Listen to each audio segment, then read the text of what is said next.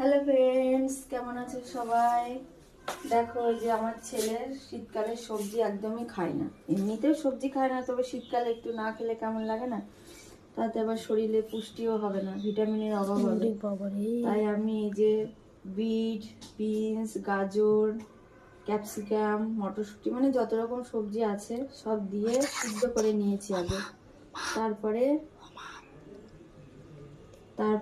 এই যে সিদ্ধ করে নিয়ে ডিম দিয়ে এইভাবে একটু পেঁয়াজ কুচিও দিয়েছি। তারপরে এইভাবে দিলে পরে ও খায়, না হলে এমনি সবজি খেতে চায় না। আর এরকম একটা আগে বানিয়ে নিয়েছি, এটা অনেকটা পেটটাও ভরবে, অনেকক্ষণ পেটেও থাকবে। এইভাবে না দিলেও খেতে চায় না। তো তোমাদের বাচ্চারা যারা খেতে চায় না, তোমরা হয়তো অনেকেও জানো, আর যারা জানো না তারা এইভাবে খাইয়েও দেখবে, বাচ্চারা খেতে খুব ভালোবাসে। ঠিক আছে, তো চলো টাটা, আজকের মতো এখানে শেষ করি।